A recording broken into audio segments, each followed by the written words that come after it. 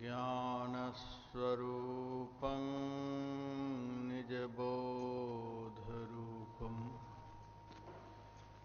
योगीन्द्रमीड्यं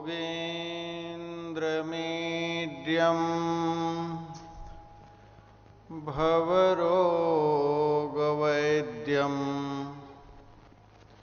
श्रीमद्गुरुं नित्यमहं नमामि। यस्याङ्घ्रिपङ्कजपरागपरप्रभावात् भूत्वा कृतिकृतिमतां श्रुतिमाचरामि तं सद्गुरुं सततसर्वसुखं शतग्रियं वन्दे सदा विमलबोधघनं विचित्रम्। वन्दो गुरुपदकञ्ज कृपासिन्धुनररूपहरि महामोहतमपुञ्ज जासुवचनरविकर्णिकर। मेरा मुझ में कुछ नहीं, जो कुछ है सब तोर, तेरा तुझको सौंपते क्या लागेगा मोर। लोकाभिरामं रणरंग धीरं राजीवनेत्रं रघुवंशनाथं कारुण्यरूपं करुणाकरन्तं श्रीरामचन्द्रं शरणं प्रपद्ये। करारविन्देन पदारविन्दं मुखारविन्दे विनिवेशयन्तं वटस्य पत्रस्य पुटे शयानं बालं मुकुन्दं मनसा स्मरामि। करचरणकृतं वा कायजं कर्मजं वा श्रवणनयनजं वा मानुषं वा पराधं विहितमवहितं वा सर्वमेतत्क्षमस्व। जय जय करुणाब्धे श्रीमहादेव शंभो। मनोजवं मारुततुल्यवेगं जितेन्द्रियं बुद्धिमतां वरिष्ठं वातात्मजं वानरयूथमुख्यं श्रीरामदूतं शरणं प्रपद्ये। या कुन्देन्दुतुषारहारधवला या शुभ्रवस्त्रावृता या वीणावरदण्डमण्डितकरा या श्वेतपद्मासना या ब्रह्माच्युतशङ्करप्रभृतिभिर्देवैः सदा वन्दिता सा मां पातु सरस्वती भगवती निःशेषजाड्यापः। यं प्रव्रजन्तमनुपेतमपेतकृत्यं द्वैपायनो विरहकातरया जुहाव। पुत्रेति तन्मयतया तर्वोऽभिनेदुस् तं सर्वभूतहृदयं मुनिमानतोऽस्मि। तं सर्वभूतहृदयं मुनिमानतोऽस्मि।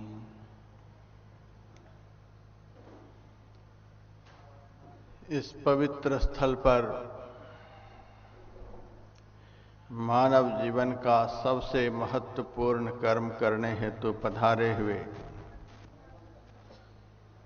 धर्म प्रेमी सज्जनों, माताओं तथा बहनों, साथ ही अप्रत्यक्ष रूप से दिशा टीवी चैनल के माध्यम से इस महत्तम ज्ञानमय गंगा में अवगाहन कर रहे देश विदेशों के समस्त धर्म पिपासुओं,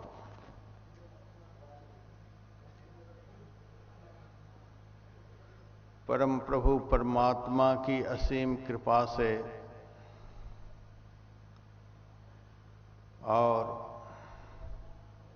मोर मंडी के समस्त श्रद्धालु भक्तों के सद्प्रयासों से यह मंगलमय अवसर आप समस्त भक्तों को प्राप्त हुआ है।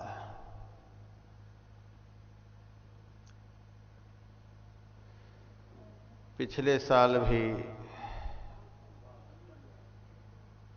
आप लोगों को मैंने भगवान श्री कृष्ण के मुखारविंद से निःसृत ज्ञानमय गंगा में अवगाहन कराया था।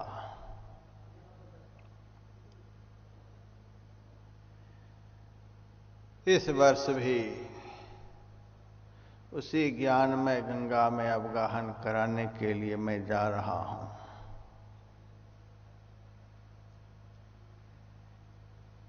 भगवान श्री कृष्ण ने गीता को शास्त्र बतलाया है।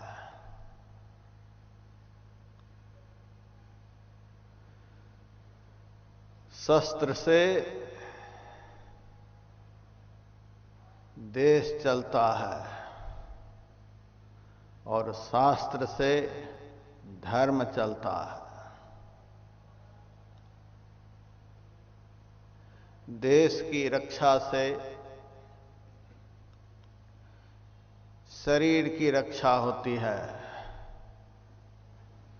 और धर्म की रक्षा होने से आत्मा की रक्षा होती है।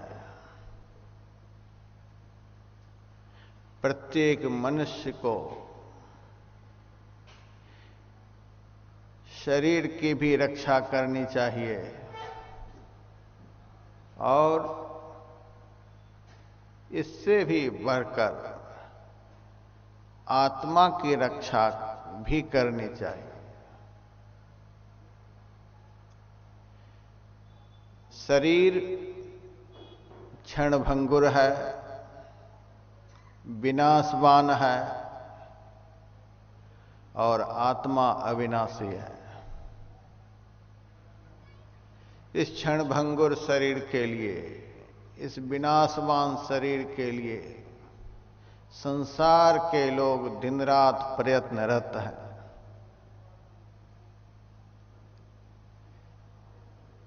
बढ़िया बढ़िया खाओ, बढ़िया बढ़िया वस्त्र पहनो, बहुत तरह की दवाइयों का सेवन करो, बढ़िया बढ़िया घर बनाओ, बढ़िया बढ़िया भोगों को उपलब्ध कराओ। बस इसी में मनुष्य का सारा जीवन व्यतीत हो जाता है। शरीर यहीं रह जाता और इस शरीर में रहने वाला कहाँ चला जाता है पता नहीं। यदि इस शरीर में रहते रहते ही हम धर्म की रक्षा नहीं कर लेते हैं तो अनंत काल के लिए हम अपने को दुख के समुद्र में डाल लेते हैं। एक शरीर के जीवन के लिए हम कितना दिन रात प्रयत्नशील हैं और इस अजर अमर अविनाशी आत्मा के लिए थोड़ा भी हम प्रयास नहीं करते, थोड़ा भी प्रयत्न हम नहीं करते। यह गीता ज्ञानमय यज्ञ का अनुष्ठान जो आप लोगों ने यहां रखा है, यह अनुष्ठान जो आप लोगों ने किया है, यह शरीर की रक्षा के लिए भी है और आत्मा की रक्षा के लिए भी है। सीमित जीवन के लिए भी है और अनंत जीवन के लिए भी है।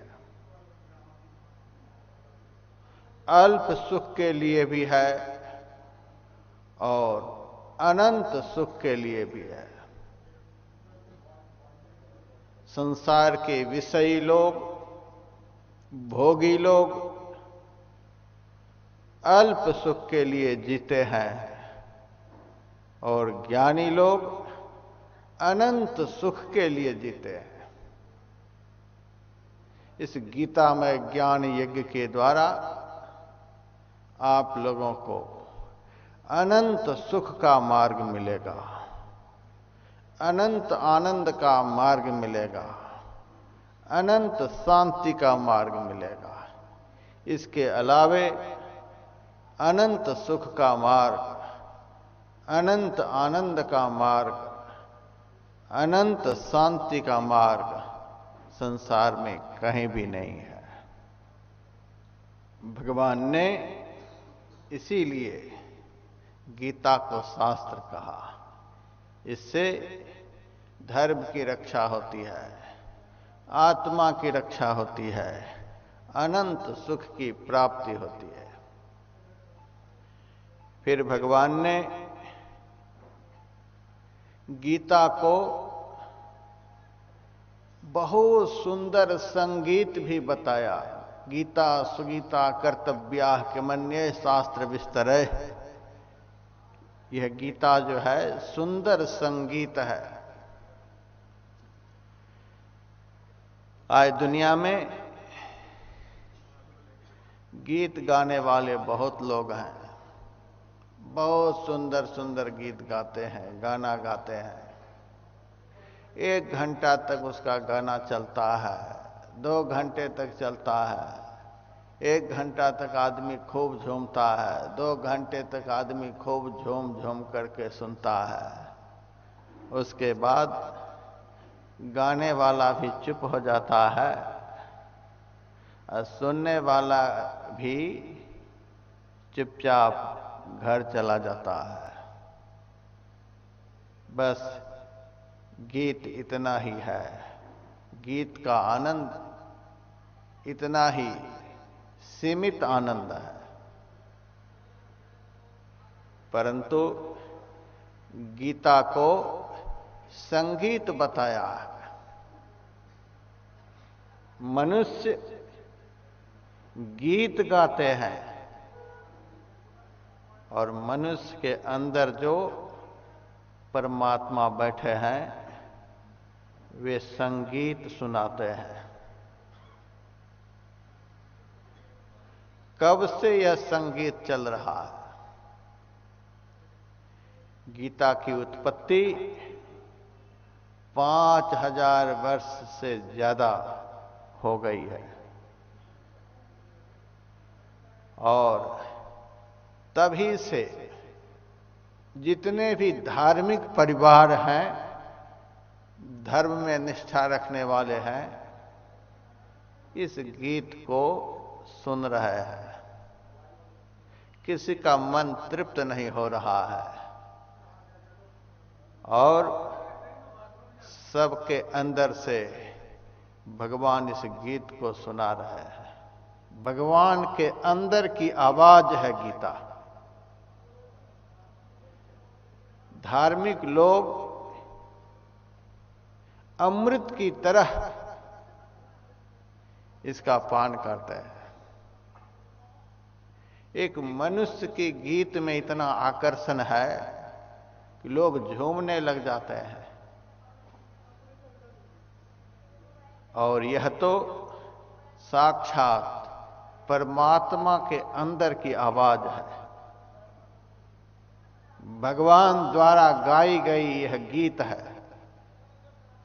इस गीत का जो श्रद्धा समन्वित होकर के श्रवण करेंगे उनकी अंतरात्मा झूमने लग जाएगी। इसीलिए गीता को संगीत बतलाया। यह भगवान द्वारा गाई गई निर्मल अमृतमय गीत है। आपका जीवन संगीतमय हो जाएगा। फिर गीता को गंगा जल के समान पवित्र बतलाया। गीता गंगोदकम पीत्वा पुनर्जन्म न विद्यते। यह गंगा जल है।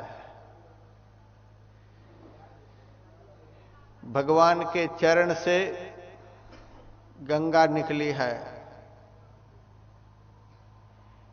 गंगा का जल समस्त ऋतुओं में एक जैसा दिखलाई नहीं देता है। ग्रीष्म ऋतु में गंगा का जल बड़ा निर्मल मालूम पड़ता है। वर्षा ऋतु में वही जल देखने में मटमैला सा लगता है। शरद ऋतु में उसका रंग कुछ और बदल जाता है। हेमंत ऋतु में बहुत ठंडा हो जाता है। शिशिर ऋतु में इतना ठंडा हो जाता है आदमी प्रवेश करना नहीं चाहता है। बसंत ऋतु में गंगा का जल किसी और तरह का भासित होता है। सब ऋतुओं में गंगा का जल एक जैसा नहीं रहता।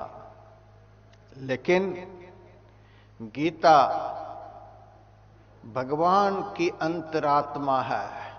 भगवान के अंदर से, भगवान के मुंह से निकली हुई है।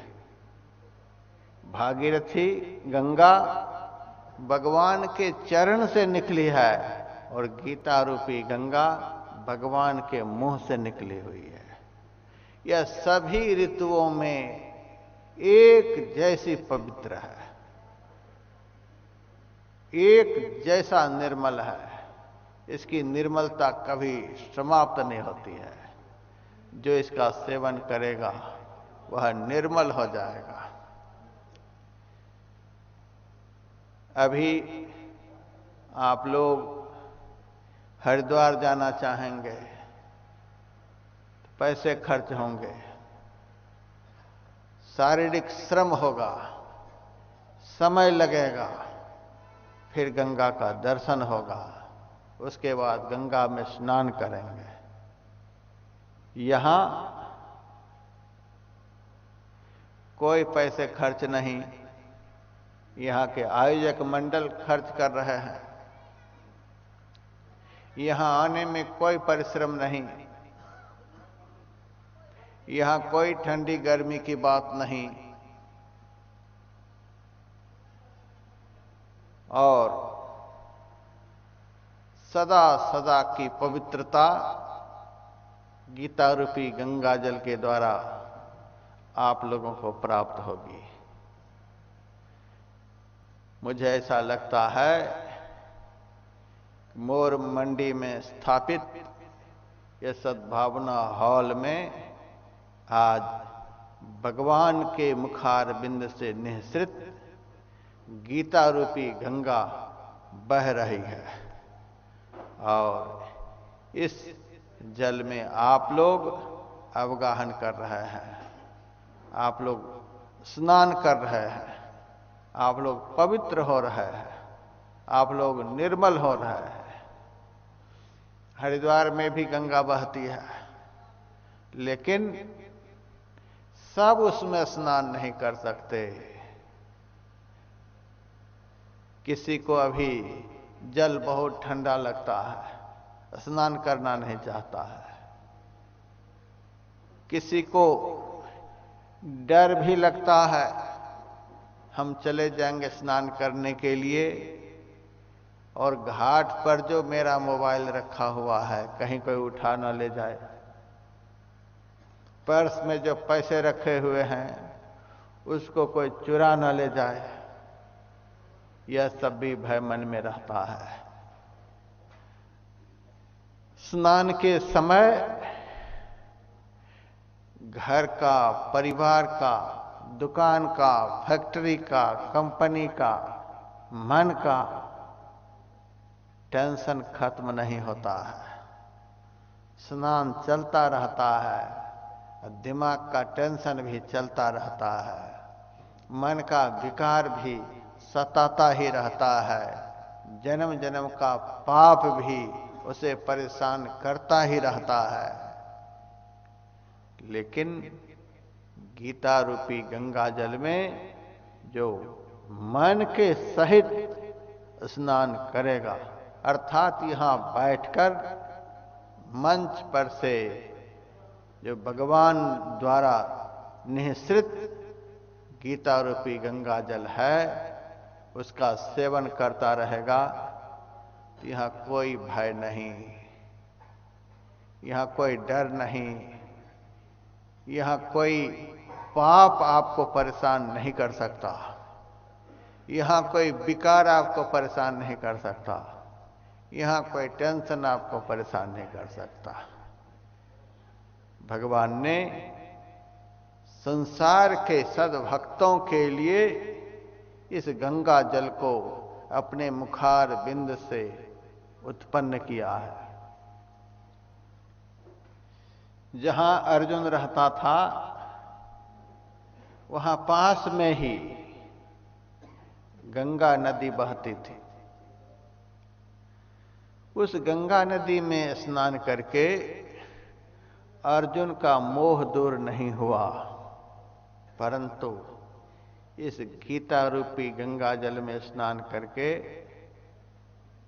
थोड़ी ही देर में अर्जुन का मोह नष्ट हो गया, अर्जुन का अज्ञान नष्ट हो गया और भगवान से कह दिया अर्जुन ने, नष्टो मोह, इस गीता रूपी गंगा जल में स्नान करके मेरा मोह नष्ट हो गया। स्मृतिर्लब्ध्वा, मैं जो अपने आप को भूल गया था कि मैं कौन हूं, मुझे अपना पता चल गया। स्मृतिर्लब्ध्वा, मुझे अपना ज्ञान हो गया, मेरा अज्ञान दूर हो गया। दुनिया में कोई ऐसा जल है जो मोह को नष्ट कर दे, जो अज्ञान को दूर भगा दे, जो आत्मज्ञान प्राप्त करा दे, आत्मा अनात्मा का बोध दिला दे? दुनिया में कोई भी ऐसा जल नहीं है। भगवान श्री कृष्ण के मुखार बिंद से गीता रूपी गंगा जल प्रकट हुआ है, मेरे मन में हुआ। थोड़ा बहुत निर्मल होने के लिए, पवित्र होने के लिए, ज्ञान प्राप्त करने के लिए यदि मोर मंडी के धर्म प्रेमियों को बाकी रह गया होगा तो दूसरी बार की कथा से सबको पवित्र कर दिया जाएगा, सबको निर्मल बना देने का प्रयास कर लिया जाएगा। इसीलिए दोबारा भी इसी कार्यक्रम का अनुष्ठान यहां हुआ है। उसके बाद गीता के लिए भगवान वेदव्यास जी ने यह भी लिखा है, गीता अमृत के समान है, गीता अमृतम पिबेत, गीता अमृत है, यह पीने के लिए। आप लोगों को इसे पीना है।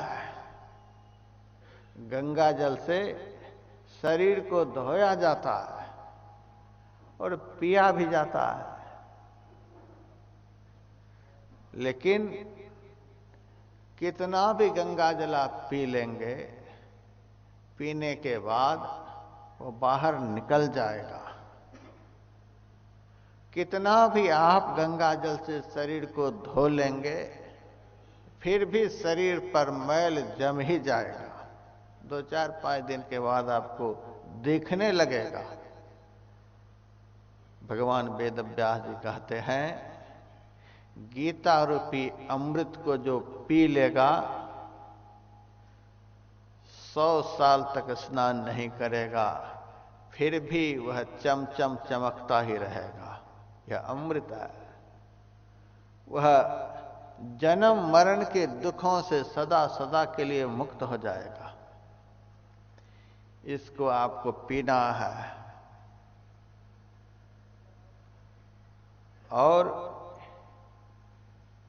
अंतरात्मा से इसको पीना है।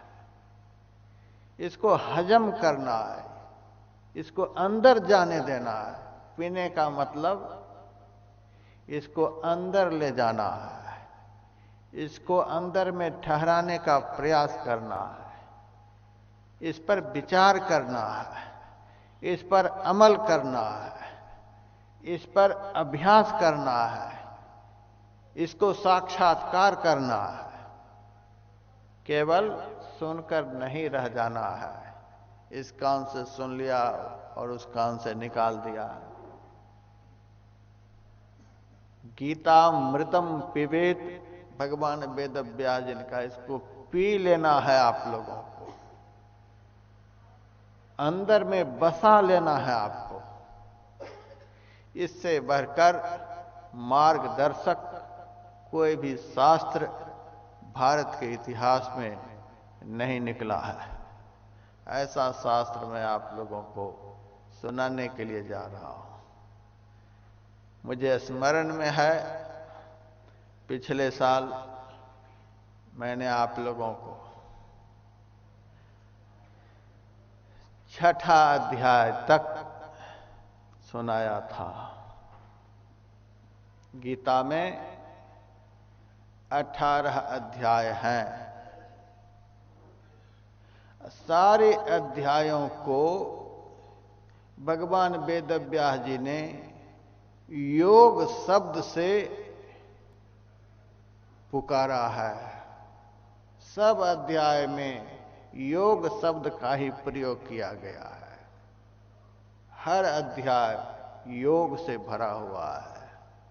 योग का अर्थ होता है मिलाप। जिनसे हम बिछड़े हुए हैं उनसे मिलने का हर अध्यायों में ज्ञान दिया गया है। हम किनसे बिछड़े हुए हैं? हम अपने बनाने वाले से बिछड़े हुए हैं।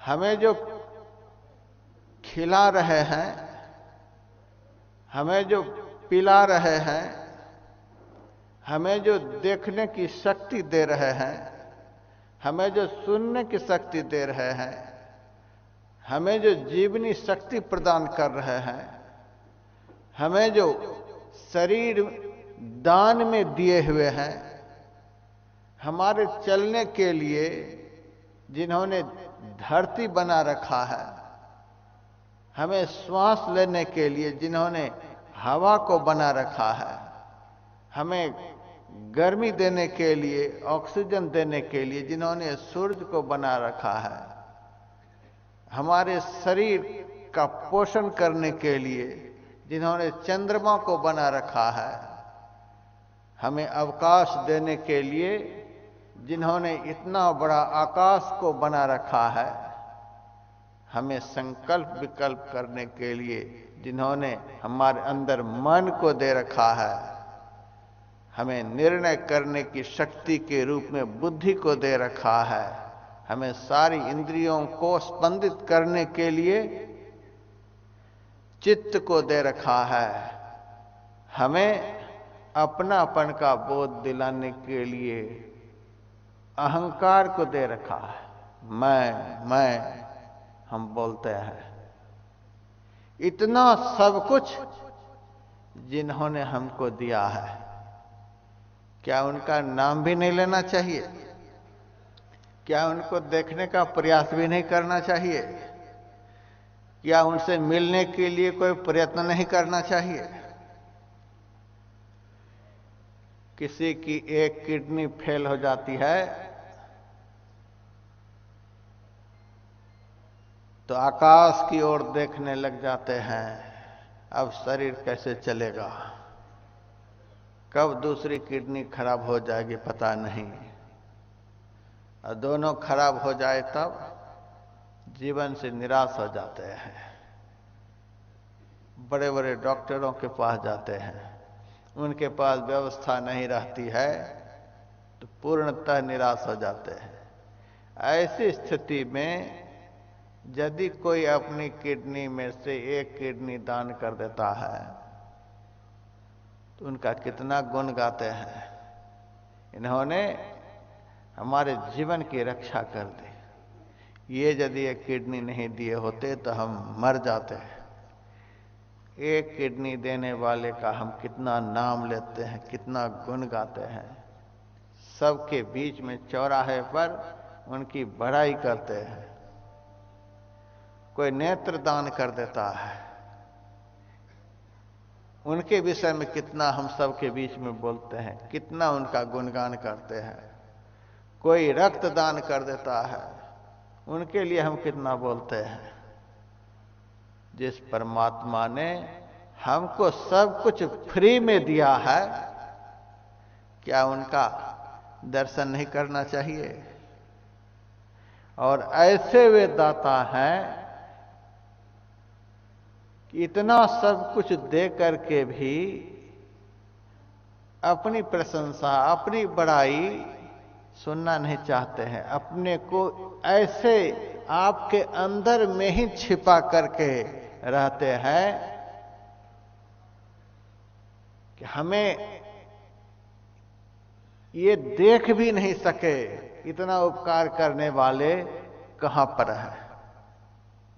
इतना उपकार हमारा किए हैं उन्होंने, फिर भी वे हमारे अंदर में छिपे हुए हैं। थोड़ा भी उपकार कोई करता है तो चौड़े होकर चौराहे पर खड़ा रहता है। हमने इतना किया, मेरा तो नाम नहीं लेता है। हमने इतना सहयोग कर दिया, फिर भी हमारा नाम नहीं लेता है। हमने मौके पर इतना काम दिया तो भी मेरा नाम नहीं लेता है। थोड़ा थोड़ा करने वाला आदमी भी अपना बड़ाई सुनने के लिए, अपनी प्रशंसा सुनने के लिए कितना कुछ चाहता है। और परमात्मा ने सारा संसार का सब कुछ किया है तो भी अपने को छिपा करके रखते हैं। ऐसे जो हैं, जो अपनी बड़ाई नहीं चाहते, अपना सम्मान नहीं चाहते, अपना आदर नहीं चाहते, ऐसे आदर के योग्य, ऐसे सम्मान के योग्य, ऐसे पूजा के योग्य, ऐसे सर्व सामर्थ्यवान परमात्मा से मिलने का प्रयास नहीं करना चाहिए। उनको देखने का प्रयास नहीं करना चाहिए। उनका नाम भी नहीं लेना चाहिए। 24 घंटे के दिन रात होते हैं और ऐसे कितने दिन रात हमारे बीत चुके हैं, लेकिन संसार के लोग इतने कृतज्ञ हैं, इतने नीच बुद्धि के हैं, ऐसे परमात्मा का नाम तक नहीं स्मरण कर सकते। यहां पर भी बहुत सारे भक्तगण बैठे हुए हैं। 24 घंटे के दिन रात में कितनी देर उनका नाम लिए हैं, कितनी बार उनका नाम लिए हैं, कितनी बार उनका स्मरण किए, कितनी देर उनका ध्यान लगाया, कितनी देर उनका गुणगान किया। सारे दिन तो बोलते ही रहे। कौन ऐसा आदमी है जो 24 घंटे में 12 घंटे नहीं बोलता है? क्या सब बोलता है, लेकिन इस मुंह से जिन्होंने मुंह दिया उनके लिए कितनी देर बोले। इस आंख से 24 घंटे में हम कितने को देखा, क्या हो गया देख करके। लेकिन जिन्होंने देखने के लिए हमें आंख दिया, उस आंख देने वाले को कितनी देर देखने का प्रयास किया? कुछ भी नहीं, उनके लिए कोई प्रयास नहीं। 24 घंटे में इस कान से हम कितना सुनते हैं, कितने का सुनते हैं, लेकिन जिन्होंने यह श्रवण शक्ति मुझे प्रदान की है, उनकी लीला कथा का श्रवण कितनी देर इस कान से किया।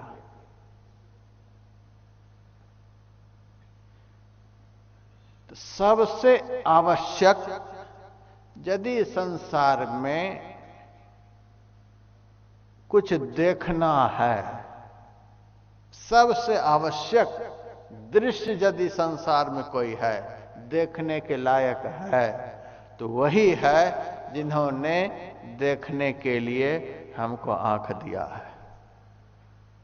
उनसे ज्यादा देखने के लायक संसार में कोई भी नहीं।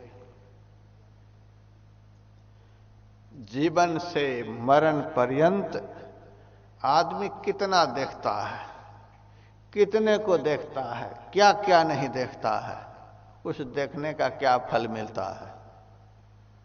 अंत काल में देखने की शक्ति खत्म हो जाती है, आंखें बंद हो जाती हैं, क्या फल मिला। यह नेत्र निरर्थक ही यहां से समाप्त हो गया। यदि एक झलक भी उस नेत्र देने वाले को हम देख लिए होते तो हमारा देखना सार्थक हो गया होता। देखत ही ते भयो निहाला, जन्म मरण दुख जाई। एक बार भी जिनकी शक्ति से हम देखते हैं उनको देख लिए होते तो जीवन धन्य हो गया होता। एक बार भी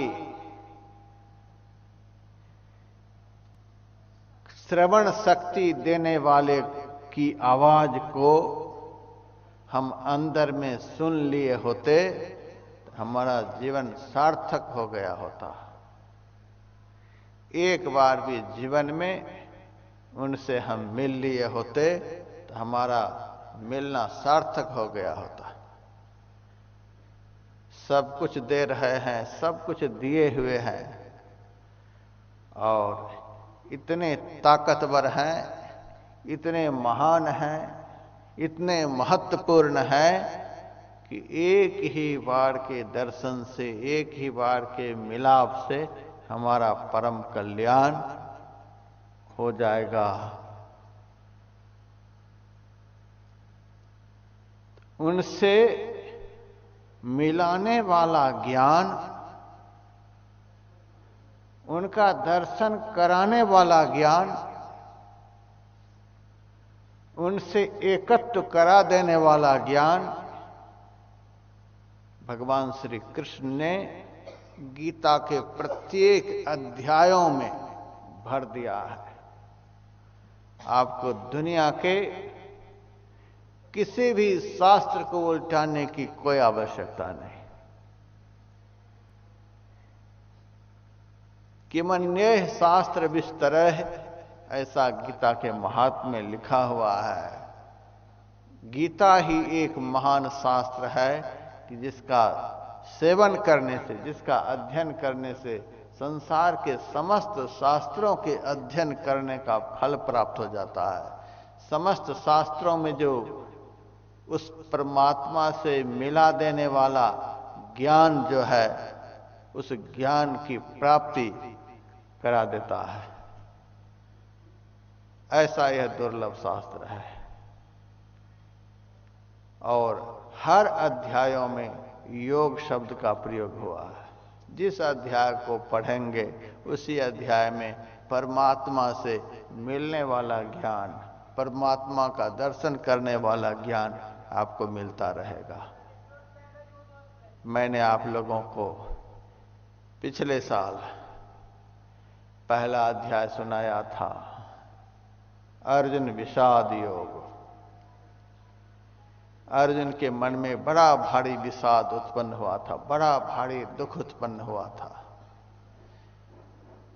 इससे बड़ा दुख क्या हो सकता है कि सारे सगे संबंधी उनके सामने खड़े हैं, सब उनसे लड़ने के लिए खड़े हैं और अर्जुन सबको मारने के लिए खड़ा है। उस समय अर्जुन के मन में इतनी बड़ी व्यथा है कि तुच्छ राज्य सुख के लिए हम सारे संबंधी को आज मारने के लिए खड़े हैं।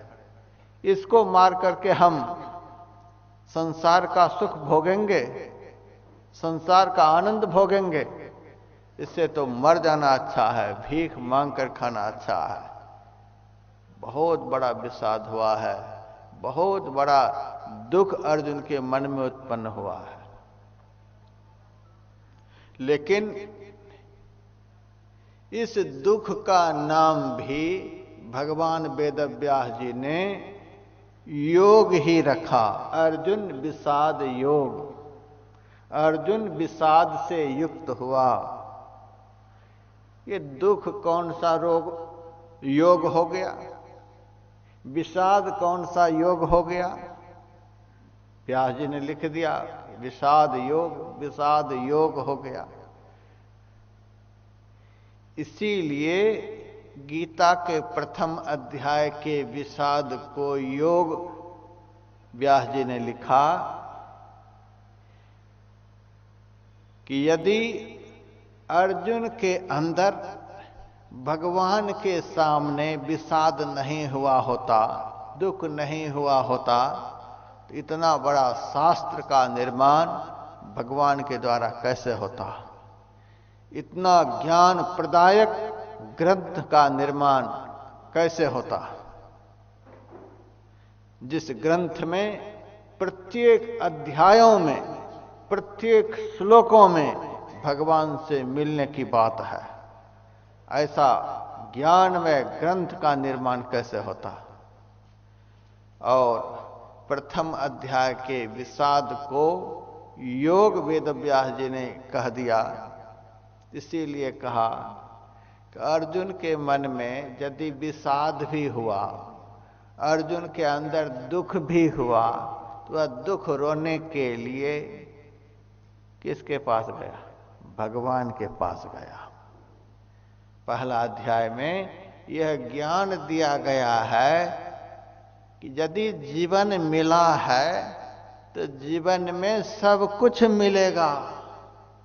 यह जीवन एक नदी के समान है।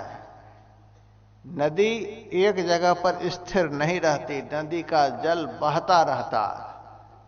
अब बहता है तो एक ही तट से टकराता हुआ वह जल आगे नहीं बढ़ता है, दोनों तटों से टकराता हुआ आगे बढ़ता है।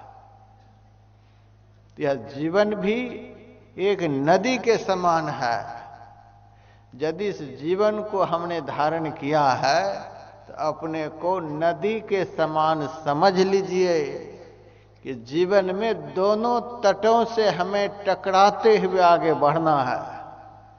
कभी जीवन में दुख भी आएगा तो कभी जीवन में सुख भी आएगा, कभी सुख आएगा तो कभी दुख भी आएगा, कभी हर्ष मिलेगा तो कभी शोक भी मिलेगा, कभी निंदा होगी तो कभी स्तुति भी होगी, कभी अपमान होगा तो कभी सम्मान भी होगा, कभी शांति मिलेगी तो कभी अशांति भी मिलेगी। यह जीवन एक नदी के समान है। दोनों परिस्थितियों को झेलने के लिए हमें 24 घंटे तैयार रहना है। कभी भी आप लोग देखिए जाकर, नदी का जल दोनों तटों से टकराता हुआ, दोनों तटों को छूता हुआ वह आगे बढ़ता है।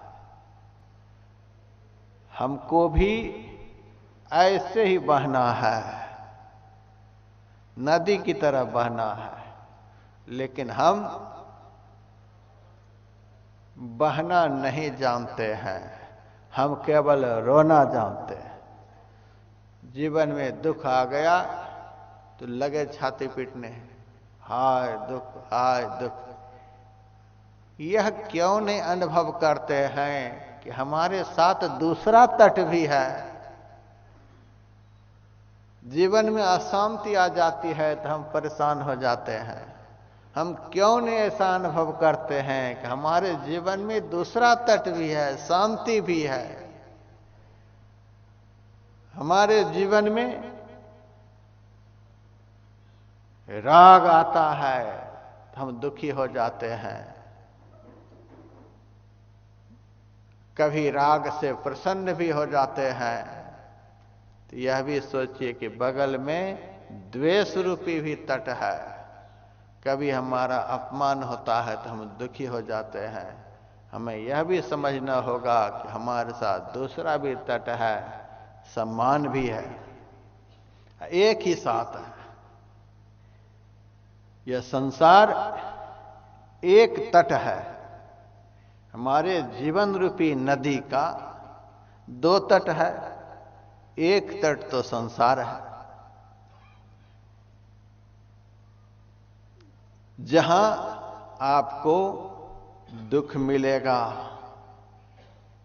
जहां आपको परेशानी मिलेगी, जहां आपको अशांति का अनुभव होगा, जहां आपको सदैव क्लेश का अनुभव होगा, विपत्ति का अनुभव होगा, जो आप नहीं चाहते हैं वही सब यहां अनुभव होगा। क्योंकि भगवान श्री कृष्ण ने गीता में कहा है, दुखालय मशाश्वतम, यह संसार शाश्वत दुख का घर है। यहां हम लोग आनंद का बधावा बजाने के लिए नहीं आए हैं, अपने अपने किए हुए पिछले कर्मों का लेखा जोखा चुकाने के लिए आए हैं। लोग समझते हैं बड़ा आनंद के लिए यहां पर आए हैं। थोड़ा सा कोरोना का संक्रमण हो गया है, सब लोग आकुल व्याकुल हैं। कोई चाहते हैं यह संक्रमण बना ही रहे? कोई नहीं चाहते। महाराज कब तक यह चलेगा, यह कब तक चलेगा, कब तक चलेगा? थोड़ा सा कम हुआ है तो सूचना मिल रही है कि अब अफ्रीका की तरफ से आ रहा है। सूचना, थोड़ा सा शांति का अनुभव होता है, ये सूचना मिल जाती है। शांति का अनुभव कर रहे हो, यहां पर चल चुका है अफ्रीका से, और उससे भी टक्कर लेंगे। थोड़ा सा शांति का श्वास लेंगे, फिर कोई कहेगा अब जापान से चला है, फिर कहीं से। यहां तो चलता ही रहेगा। लोग यहां आनंद का बधावा बजाना चाहते हैं। कोरोना नहीं आए, चिकनगुनिया नहीं आए, तो डेंगू नहीं आए। जहां यही सब है वहां आदमी कल्पना करता है यह सब नहीं आए। एक मच्छर यहां का कितना परेशान करता है कि एक मच्छर से आदमी डर रहा है। संसार का एक ऐसा तट, इस जीवन का एक ऐसा तट है जिस तट पर का एक मच्छर भी हमें परेशान करता है। बड़े बड़े लोग परेशान हो जाते हैं। जब मच्छर से यहां हम लोग परेशान हो सकते हैं, यहां तो बाघ भी है, यहां तो सिंह भी है, यहां तो भालू भी है, यहां तो और भी क्या क्या है हम कह नहीं सकते। यह जीवन रूपी नदी का एक तट तो केवल दुखों से ही भरा हुआ है। जिस तट ने बड़े बड़े को परेशान किया है, साक्षात धर्म का अवतार युधिष्ठिर महाराज थे। धर्म के अंश से ही उसका आविर्भाव हुआ था। उनके जीवन में भी कैसा कैसा संघर्ष हुआ है, उनके जीवन में भी कैसा कैसा दुख आया है, जो दुख हम लोगों के जीवन में अब तक नहीं आया है। हम धर्म के अवतार नहीं हैं, हम धर्मराज नहीं कहला सकते, पाप राज भले कहला सकते हैं। झूठ भी मजे से बोल रहे हैं, निंदा चुगली भी मजे से कर रहे हैं। जो नहीं पीने लायक है, जो नहीं खाने के लायक है, वह भी खा पी रहे हैं। जो नहीं देखने के लायक वह भी देख रहे हैं, जो नहीं सुनने के लायक वह भी सुन रहे हैं, जो नहीं करने के लायक वह भी कर रहे हैं, जहाँ नहीं जाने के लायक वहाँ भी जा रहे हैं, जो कभी चिंतन करने के योग्य नहीं है उसका भी चिंतन कर रहे हैं। हम लोग तो पाप राज हैं, तब चाहते हैं कि यहां दुख नहीं मिले। और धर्मराज जो जीवन में एक बार ही भगवान कृष्ण के कहने पर, बहुत कहने पर झूठ बोले थे, और कितना तीर्थ उन्होंने किया था, कितना दान पुण्य उन्होंने किया था कि हम कह नहीं सकते हैं। 100 शरीर वे स्वर्ग गए थे, दिन रात उनको भगवान कृष्ण का दर्शन होता था। उनके जीवन में भी दुख आया, क्लेश आया, और इतना मात्रा में आया कि हम लोगों के जीवन में उतना नहीं आ सकता है, न अब तक आया है। उतना यदि हम लोगों के जीवन में आ जाए, हम लोग तो पागल हो जाएंगे। उनके जीवन में भी आया। आप जानते हैं महाराज दशरथ को 23,000 वर्ष तक उन्होंने पूर्व जन्म में तप किया था, तब अयोध्या में दशरथ बनकर उत्पन्न हुए थे, और अपने तपस्या के बल से भगवान को बेटा बना लिए थे। ऐसे तपस्वी महापुरुष को भी जीवन का यह संसार रूपी तट ने कितना दुख दिया, वे रोते रोते यहां से चले गए। भगवान श्री राम साक्षात ईश्वर के अवतार थे, उनको भी रामायण पढ़कर देखें। भले ही उनके जीवन में दुख नहीं आ सकता है, फिर भी दुनिया को दिखलाने के लिए उन्होंने रोने का अभिनय किया। यह संसार ऐसा तट है जिस तट पर हमें भी रोना पड़ता है, और हम चाहते हैं सारे जीवन आनंद ही मिले। जिस तट पर केवल दुख ही दुख मिलता है, भगवान तक को दुख मिलता है, उस तट को हम छोड़ना नहीं चाहते हैं, और चाहते हैं यहां दुख नहीं मिले। भगवान श्री कृष्ण ने गीता में कह दिया है, और आप लोग गीता के इस वाक्य को याद कर लीजिए, दुःखालय शाश्वतम, यह संसार शाश्वत दुख का घर है। शाश्वत का अर्थ यह समझ लीजिए सब दिन, ऐसा नहीं कि कोरोना चला गया तो थोड़ा सा आनंद आ गया, सो बात नहीं, ये चलता ही रहेगा। लोग कहते हैं महाराज यह कब तक चलेगा, तो हम फोन पर कह देते हैं चलता ही रहेगा। यहां दुख कब तक मिलेगा, यहां मिलता ही रहेगा। नानक दुखिया सब संसार। गुरु नानक देव जी महाराज कितने 100 वर्ष पहले हो गए, पहले ही कह दिए नानक दुखिया सब संसार। कबीर साहब कितने 100 वर्ष पहले हो गए, तन धड़ सुखिया कोई न देखा, जो देखा सो दुखिया हो, पहले कह करके गए। सब यही कह कर गए।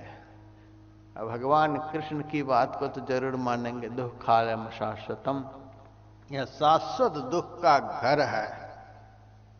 यहां दुख के अलावा कुछ मिलने को नहीं है। यहां यदि आप रहना चाहते हैं, इसी तट को पकड़े रहना चाहते हैं, तो दुख भोगने के लिए भी कमर कस लीजिए। यदि इस तट को नहीं छोड़ना चाहते हैं, तो दुख भोगने के लिए आप कमर कस लीजिए, फिर रोने की कोई बात नहीं है। फिर जो रोना सुनाने के लिए आते हैं, महात्मा की खोपड़ी को भी खाने में लगे रहते हैं, महाराज यह दुख, महाराज यह दुख। महाराज जब दूसरा तट दिखाते हैं, तो दूसरा तट पकड़ने के लिए तैयार नहीं, दुखमय तट को छोड़ने के लिए तैयार नहीं, और जिस तट पर दुख है ही नहीं, उस तट पर जाने के लिए तैयार नहीं। महाराज यहीं पर कोई ऐसा रास्ता बताओ कि यह तट छूटे नहीं और दुख है नहीं। तो महाराज क्या करेंगे? महाराज तो भगवान के रास्ते पर चलते हैं। इस तट पर दुख के अलावे कुछ मिलने को नहीं है। दुखालय मशाश्वतम, यह संसार शाश्वत दुख का घर है। और जीवन रूपी नदी का दूसरा तट हमारे साथ ही है। जिस तट पर दुख होता ही नहीं है, वह तट भी साथी है। हम दोनों तटों का संस्पर्श करते हुए आगे बढ़ रहे हैं। दोनों तट हमारे साथी, हम बीच में हैं, दोनों का अनुभव करते रहते हैं। 2400 घंटे किसी के जीवन में दुख नहीं रहता।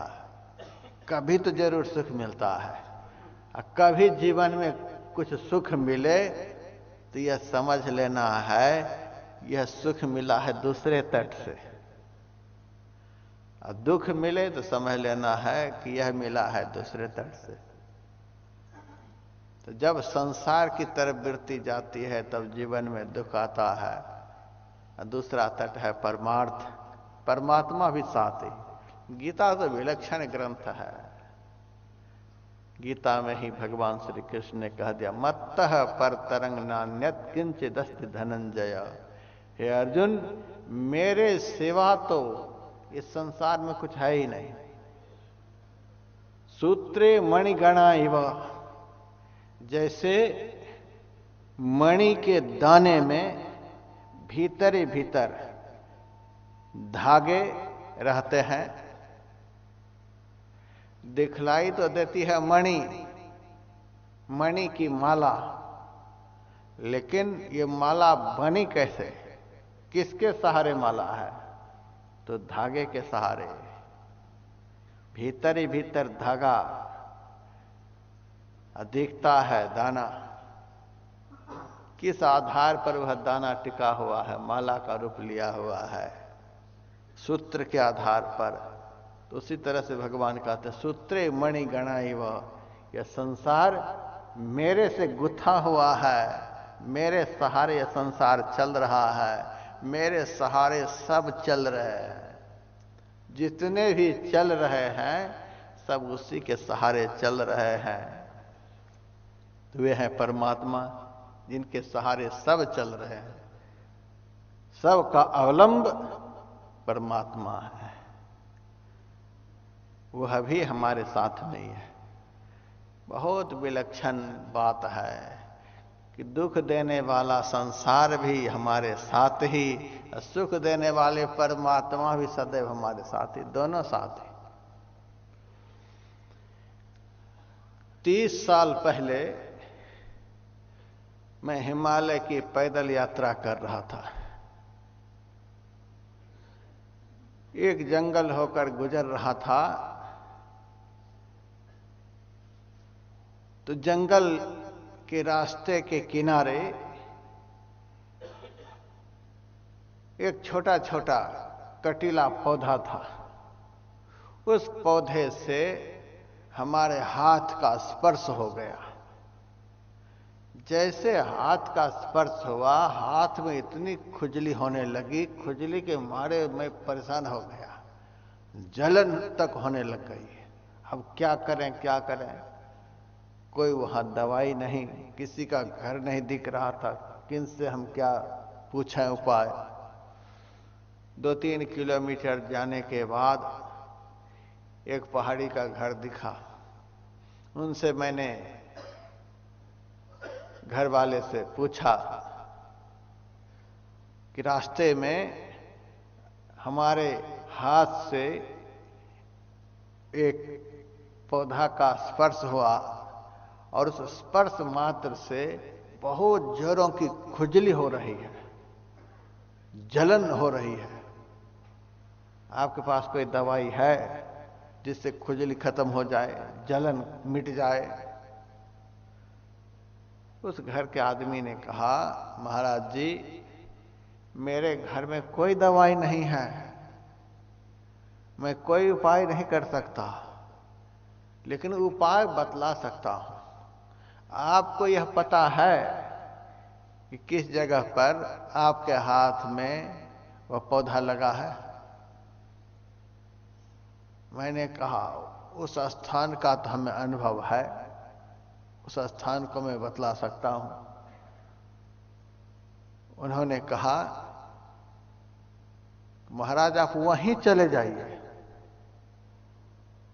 जो पौधा आपके हाथ में लगा है उसी पौधा की जड़ में छोटी छोटी घास होगी। उस घास को उखाड़कर वहां पर मसल दीजिए, आपकी जलन खत्म हो जाएगी, खुजली खत्म हो जाएगी। वहीं पर वह भी है, आप जल्दी से जाइए। मुझे उस स्थान का स्मरण था, मैं वापस हुआ और उस जगह पर पहुंचा जहां वह पौधा का संस्पर्श हुआ था। उस पौधे की जड़ में मैंने देखा छोटी छोटी घास थी। उस घास को उखाड़कर जलन वाली जगह पर मसल दिया। मसलते ही जलन खत्म हो गई, खुजली खत्म हो गई। मेरे मन में हुआ यह तो बड़े ताज्जुब की बात है, यहीं पर खुजली वाली चीज भी है, जलन वाली चीज भी है, और यहीं पर नीचे जलन को मिटाने वाली भी चीज है। यह तो घटना मेरे शरीर के साथ घटी, पर एक ज्ञान हमारे अंदर हो गया। जिस संसार में इस जीव को जीवन में दुख प्राप्त होता है, उसी संसार में दुख मिटाने वाले परमात्मा भी समाये हुए हैं। जिस संसार में दुख होता है उसी संसार में परमात्मा भी समाये हुए हैं। जिस शरीर में जीव को दुख होता है उस शरीर में भी परमात्मा समाये हुए होते हैं। ईश्वरः सर्वभूतानां हृद्देशे अर्जुन तिष्ठति। हे अर्जुन, ईश्वर समस्त भूत प्राणियों के अंदर विराजमान है, सबके अंदर में। इस शरीर से हमको दुख होता है। यदि थोड़ी देर रोटी नहीं दीजिए तो यह शरीर दुख देने लग जाता है। भाई तो बाद में दुख देगा, दुश्मन तो बाद में दुख देगा। इस शरीर को समय समय पर यदि आप इनके अनुकूल चीज नहीं देते रहेंगे तो यह तो दुख देने के लिए 24 घंटे तैयार है।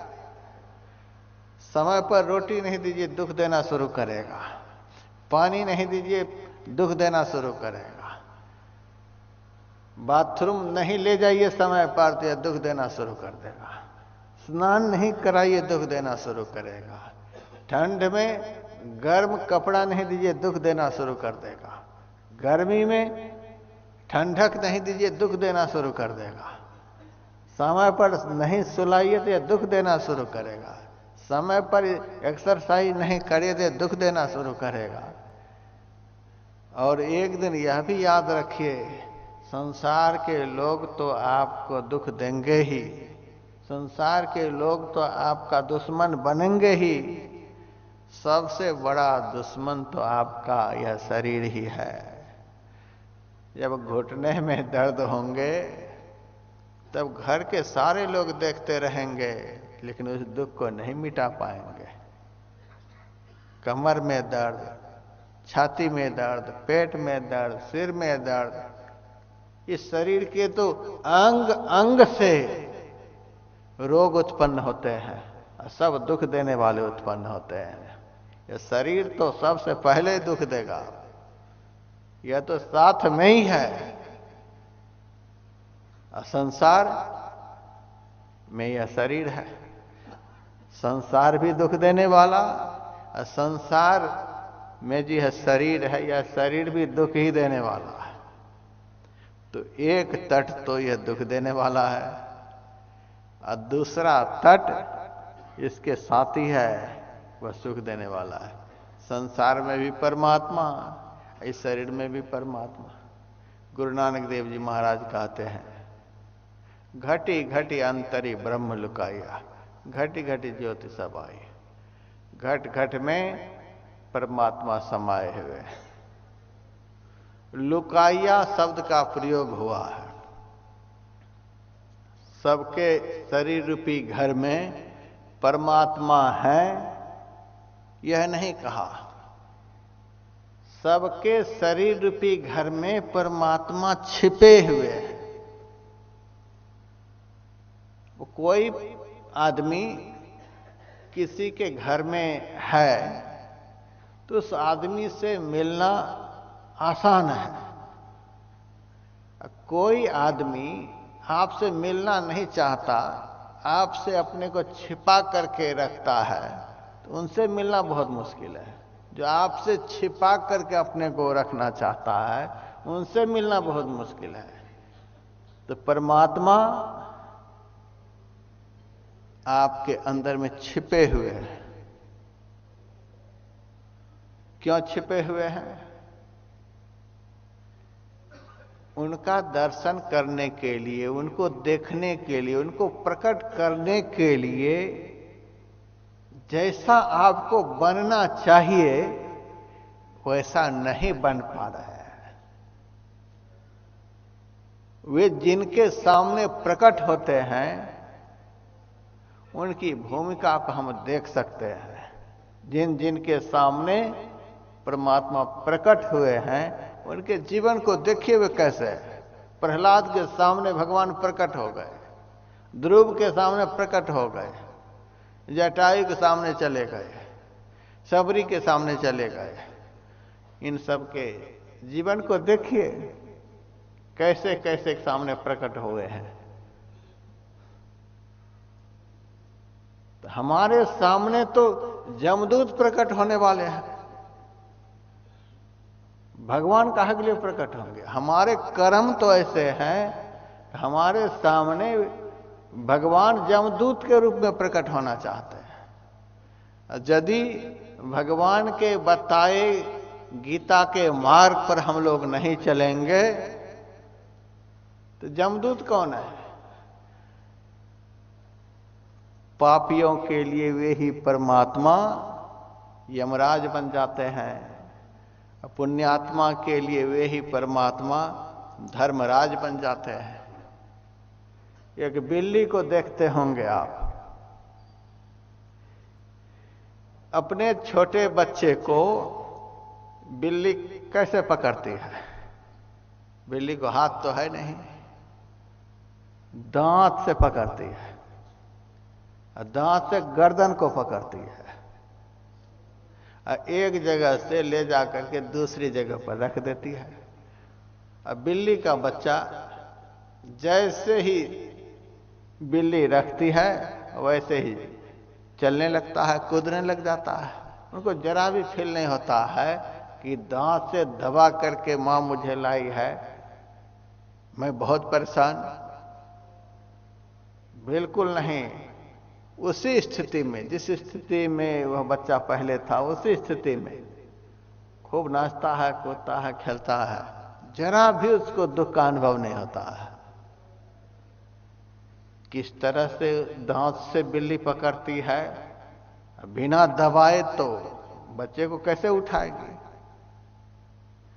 बच्चा लटकता हुआ जा रहा है, पकड़ रखी है, लेकिन दुख नहीं हो रहा उस बच्चे को, ऐसे खेलने कूदने लग जाता है।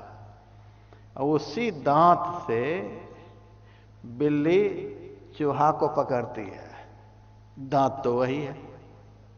चूहा भी एक जगह से दूसरी जगह चला जाता है, ऐसी जगह चला जाता है कि जहां से लौटना मुश्किल है। चूहा की हालत देखिए, जब चूहा को पकड़कर छोड़ती है तो चूहा हिल नहीं सकता वहां से। दांत तो एक ही है, लेकिन अपने बच्चे के लिए दांत का प्रयोग किस तरह से वह करती है, बिल्ली से आप पूछ सकते हैं। और चूहा के लिए किस तरह से दांत का प्रयोग करती है यह भी पूछ सकते हैं। लेकिन आप में हिम्मत है बिल्ली से पूछने की, वो बता भी देगी तो आप समझ जाएंगे। समस्त जीवों की भाषा को केवल संत ही जानते हैं। मनुष्य के अंदर तो 2, 4, 10, 20 भाषा का ज्ञान है जो पुस्तकों में लिखा हुआ है, लेकिन बिल्ली क्या बोल रही है, चूहा क्या बोल रहा है, सांप क्या बोलता है, छिपकली क्या बोलती है, संसार के समस्त प्राणियों के भाषा को संत जानते हैं। इसीलिए सर्वभाषी कहते हैं संत को। सबकी भाषा को जानते हैं, इसीलिए सबकी पीड़ा को वो पहचानते हैं। सबके प्रति उनके दिल में दया का भावना है, इसीलिए वो सबके दिल की आवाज को जानते हैं। सब पर उनके अंदर में दया है।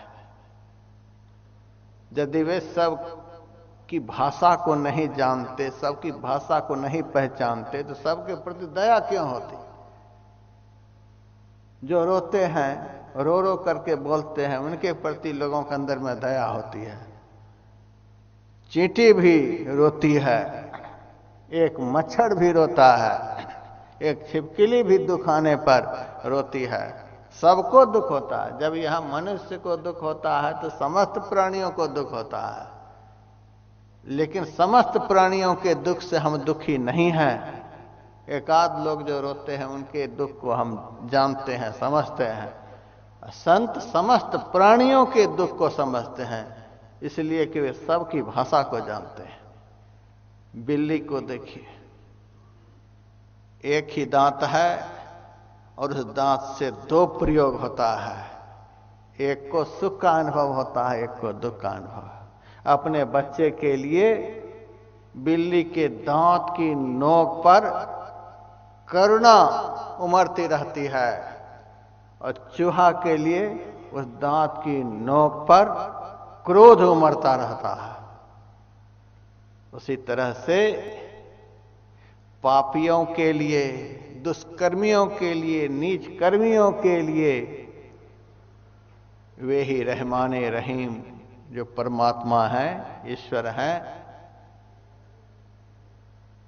यमराज के समान हो जाते हैं। और पुण्यात्मा के लिए, धर्मात्मा के लिए रहमाने रहीम हो जाते हैं। दया उमरने लग जाती है, धर्मराज बन जाते हैं। नहीं तो दुख देने वाला कोई दूसरा नहीं है और सुख देने वाला कोई दूसरा नहीं है। भगवान श्री कृष्ण ने गीता में साफ साफ कह दिया है, और महाभारत तो कोरोना काल में जो नहीं भी सुना होगा सुन ही लिया होगा, देख ही लिया होगा।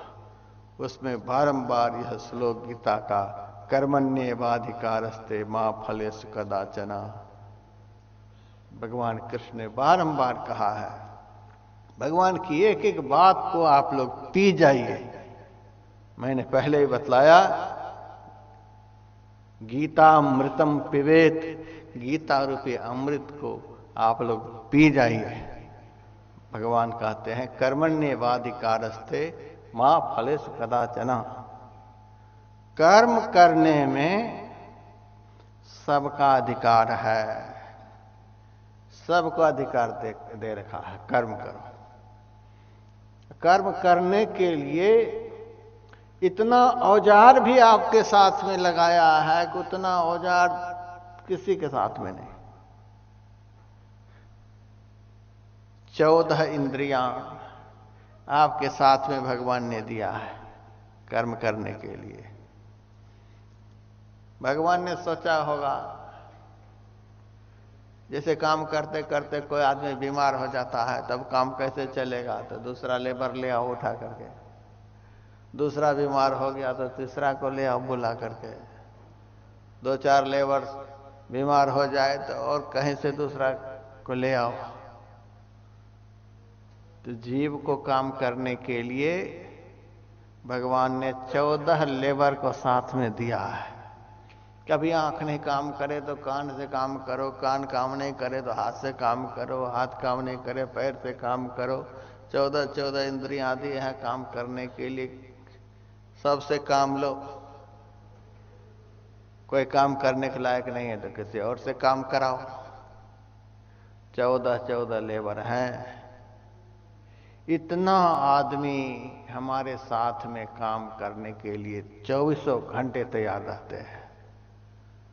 भगवान ने कहा कर्मण्येवाधिकारस्ते, काम करने में सब स्वतंत्र है, सब स्वतंत्र होकर के कर्म कर सकते हैं। कोई रोकने वाला नहीं, कोई टोकने वाला नहीं।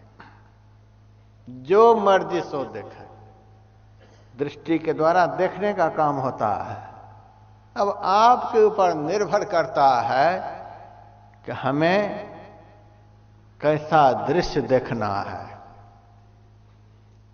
किस दृश्य का हमारे ऊपर क्या प्रभाव पड़ेगा, यह देखना है। इसके लिए भी आपके भीतर में एक इंद्री को दिया है। उसी इंद्री का नाम है बुद्धि। भगवान का लोग कहते हैं कि भगवान ने कर्म करने के लिए अधिकार दे दिया है, तो फिर भगवान फल स्वयं से क्यों देते हैं? कर्म करने वाला स्वयं से फल क्यों नहीं प्राप्त कर लेता? यदि स्वयं से ही हम लोग फल प्राप्ति के भी अधिकारी होते तो हम लोग इतने चालाक हैं कि बुरे बुरे कर्मों को करते और अच्छा अच्छा फल ले लेते।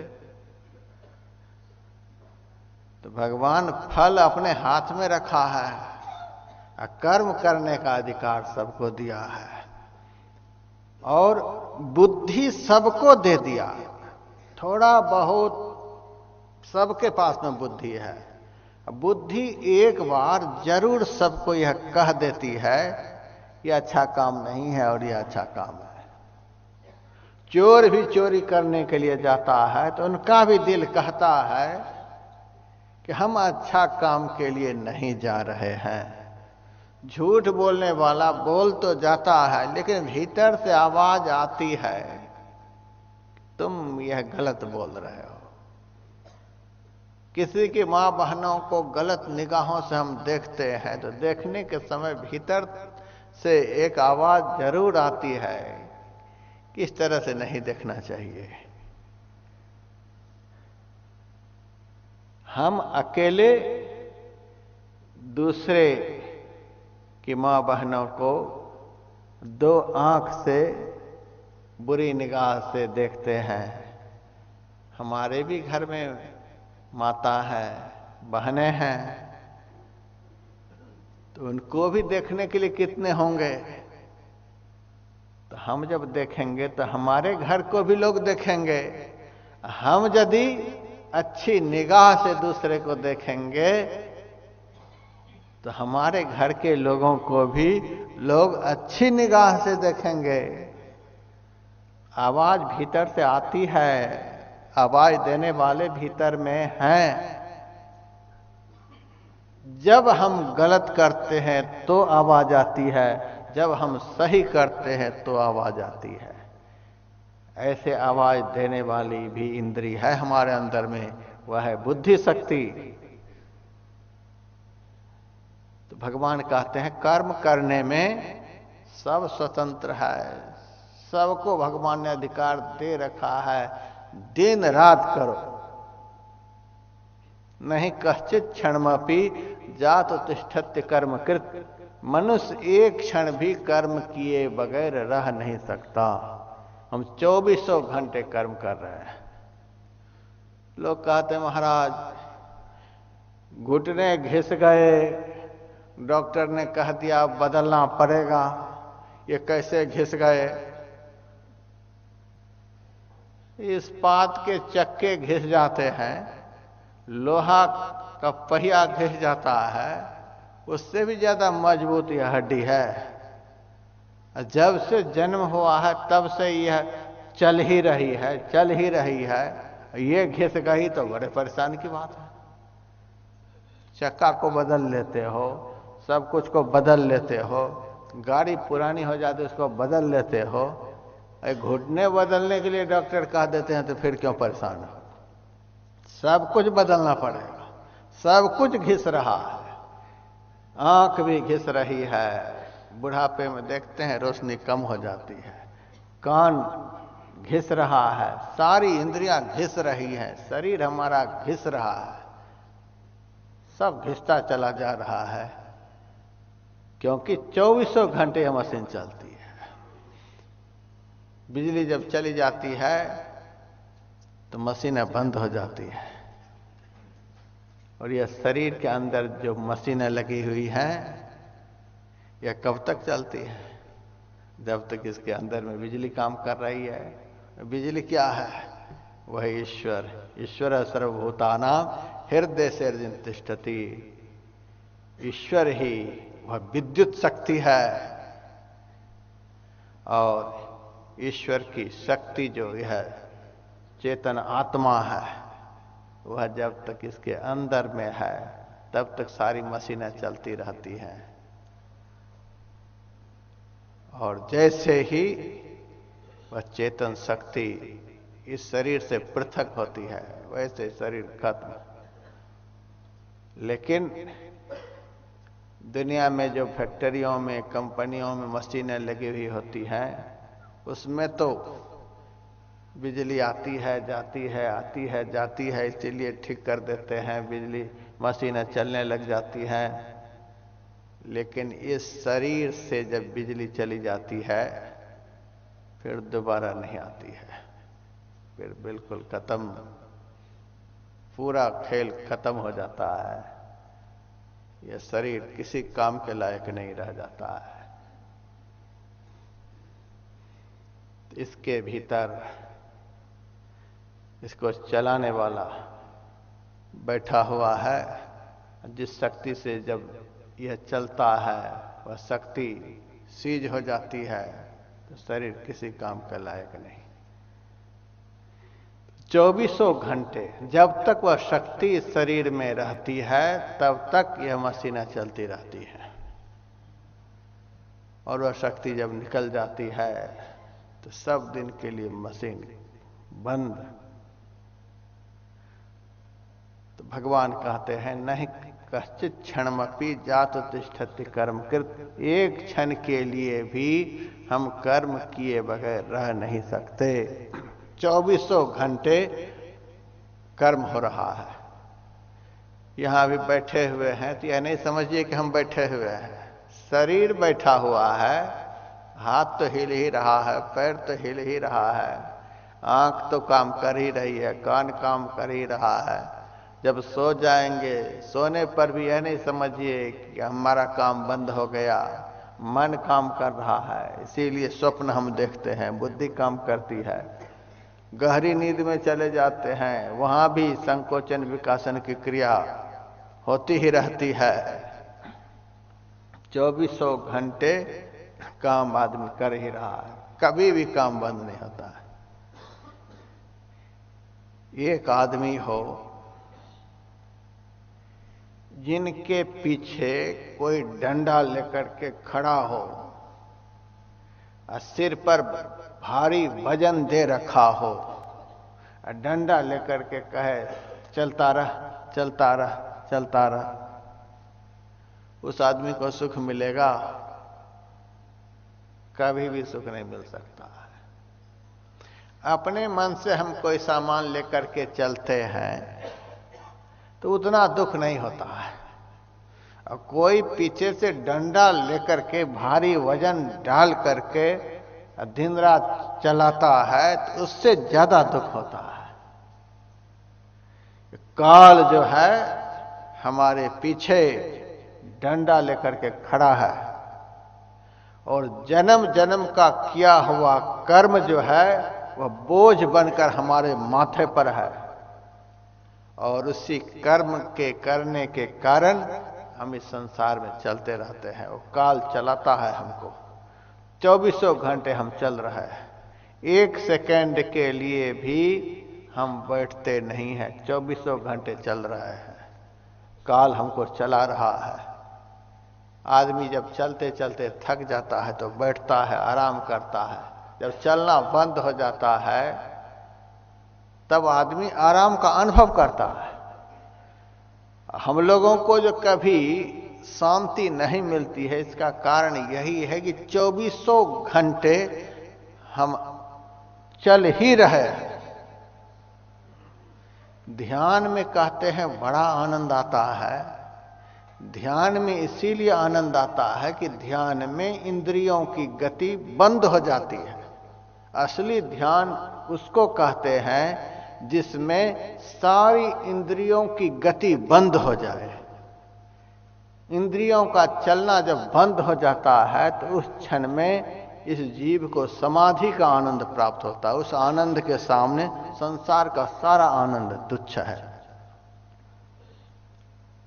तो भगवान कहते हैं कि कर्म करने में सब जीव स्वतंत्र है, अब फल भोगने में सब स्वतंत्र नहीं है। फल भगवान के हाथ में। इसीलिए सोच समझ करके कर्म करना चाहिए कि कोई ऐसा कर्म हमारे से हो ना जाए जिस कर्म का फल हमारे जीवन में भगवान दुख प्रदान न कर दे। तो दुख कोई चाहते हैं नहीं। तो दुख नहीं चाहते हैं तो आपके साथ ही परमात्मा रूपी तट भी है जिसको पकड़ लें, और आपके साथ ही संसार रूपी तट भी है। संसार रूपी तट दुख देने के लिए है और परमात्मा रूपी तट हमें सुख देने के लिए है। यदि हम दुख नहीं चाहते हैं तो हमारे साथ ही सुख देने वाला तट भी है, उस तट को पकड़े रहें।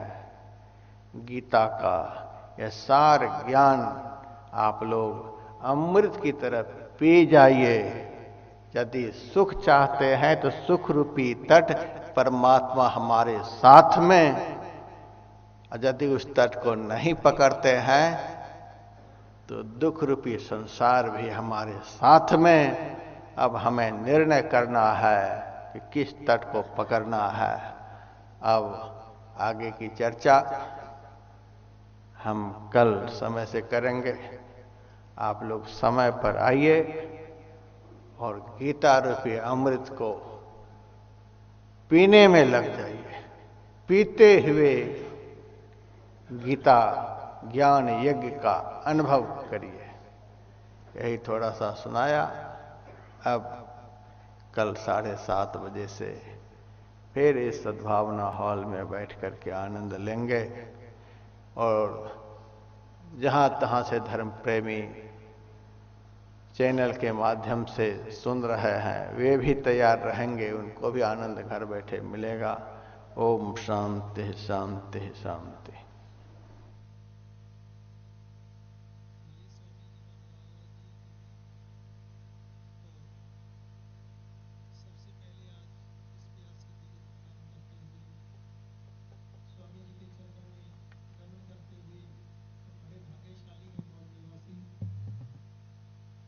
जिनको स्वामी जी ने इस साल दोबारा अपनी श्रीमद् भागवत गीता ज्ञान यज्ञ के दौरान अमृतपान कराया। तो आज पहली दिन की आरती वंदना कहते हैं भगवान के चरणों में, जैसे आज स्वामी जी ने बताया कि सुख मिलता है। जो आज आए और जिन्होंने ये लाइव टेलीकास्ट प्रोग्राम को देखा तो उनको कैसा सुख मिलता है, 2 लाइनों के दौरान बर्तांत करते हैं। बोलिए स्वामी जी महाराज की जय। मिलता है सच्चा सुख केवल भगवान तुम्हारे चरणों में मिलता है। सच्चा सुख केवल भगवान तुम्हारे चरणों में। मेरी विनती है प्रभु पल पल छिन रहे ध्यान तुम्हारे चरणों में, मिलता है सच्चा सुख केवल। तो स्वामी जी इसी तरह अपनी दया दृष्टि हमारे मॉडर्न निवासियों पर बनाते रहें। तो आज की आरती